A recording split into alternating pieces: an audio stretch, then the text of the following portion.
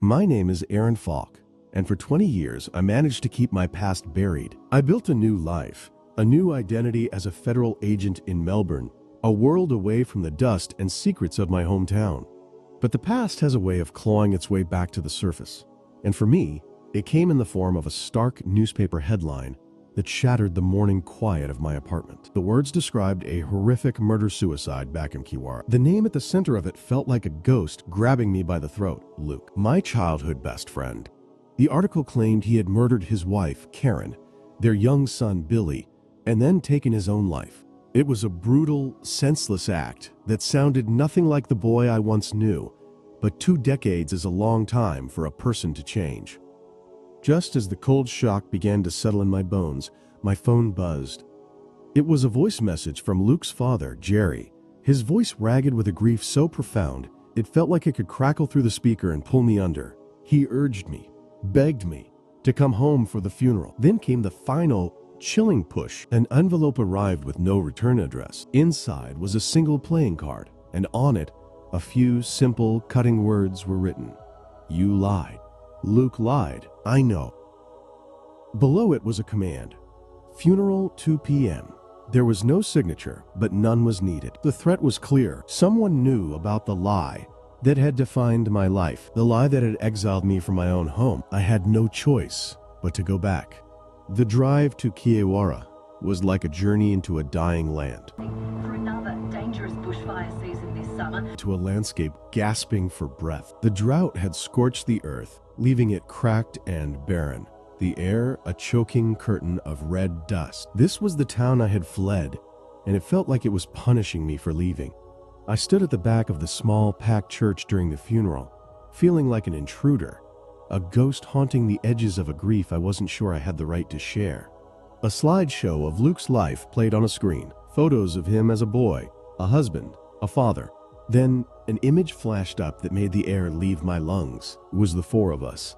Me, Luke, my girlfriend Ellie, and his at the time Gretchen, all laughing as teenagers by the cool, flowing water of the river. A memory from a different lifetime, before the river and the town had run dry. After the service, I saw Gretchen. Her face was lined with the same weariness that I felt. She asked if Luke had spoken to me, if he had reached out before he died. I could only shake my head, the familiar guilt twisting inside me like a knife. I should have called him. I should have been there. The somber atmosphere was ripped apart when a man with a wild beard, whom I recognized as Ellie's brother, Grant, began shouting. He spat that Luke was a monster who didn't deserve to be mourned. Luke's mother, Barb, collapsed into tears as people tried to silence Grant. The wounds in this town, I realized, had never healed. They had just festered under the relentless sun. I found myself walking to the riverbed, now just a dusty, rock-strewn scar snaking through the dead landscape. This was where they had found Ellie's body, drowned, all those years ago. The memory was so vivid, it felt like I could still taste the metallic tang of fear from that day. Later, at Luke's family home, Barb cornered me. Her eyes were desperate. She refused to believe her son was a killer. She begged me to stay, to use my skills as an agent and find the truth. She spun a theory that Luke was having money troubles because of the drought, that he'd borrowed from the wrong person. I tried to refuse. I was not a local cop. This was not my jurisdiction, but she and Jerry were relentless. My resolve finally crumbled when Jerry pulled me aside, his voice a low, dangerous whisper. He told me he knew Luke and I had lied about our alibi on the day Ellie died. We'd claimed we were miles away, shooting rabbits, but he had seen Luke running home that day from the direction of the river. The unspoken question hung between us. If Luke had it in him to kill Ellie, could he have murdered his own family? Staring into his accusing eyes, I knew I was trapped. I promised to look into the farm's finances. As I left, another memory surfaced, dark and unsettling. A younger Luke, at that same river, laughing as he held Ellie's head underwater for just a little too long. A cruel joke that hadn't felt funny at all. My presence in Kiwara was a spark on dry tinder. At the bar, Grant and Ellie's father, Maul, confronted me, their faces twisted with 2 decades of hate. They called me a liar, a murderer, their words like punches. They made it clear that if I didn't leave town, they would make me. The next morning, I called my boss in Melbourne and told him I was taking leave. I was staying. My investigation officially began with the local sergeant Greg at Luke's farm. The house was still, a silent testament to the horror that had unfolded there. Greg showed me where he'd found the bodies. Karen was by the front door, an odd place to be if her husband was the attacker. Billy was in his room. The only life left was the sound of their infant daughter, whom Greg had found crying in her crib. The trail led me to the school where Karen had been the bookkeeper. The principal, Scott, was helpful but offered little. He confirmed the family had some financial stress, but insisted it was nothing out of the ordinary. As he spoke, my mind wandered to Ellie again, to a secret place she'd shown me among the rocks, a small haven where we had felt safe, a place where she had let me see the real her. Back at the police station, Greg gave me our first real break. The bullets that killed the family were Remingtons. Luke's gun collection only contained Winchesters. This wasn't just a detail, it was a fundamental contradiction to the murder-suicide theory. A lead took me to Luke's neighbor Jamie, but it went nowhere. That evening, I had dinner with Gretchen. I had to ask if Luke had ever been violent when they were together. She said no, never. She had her own theory. Ellie had taken her own life, driven by a dark home life. But the town had needed someone to blame, and when they found the note I had written to Ellie near her body, I became the perfect suspect. The next day, I had to deliver the hard news to Barb and Jerry that Luke's finances were sound. Their theory was wrong, and we were back to square one. While in Luke's old room, I picked up an overdue library book of Karen's that Barb had found, offering to return it for her. It was a small, mundane task, but it would turn out to be the key to everything. That book contained a library receipt with Grant's name handwritten on it, dated a week before the murders. Suspicion flared. Did Grant want the farm?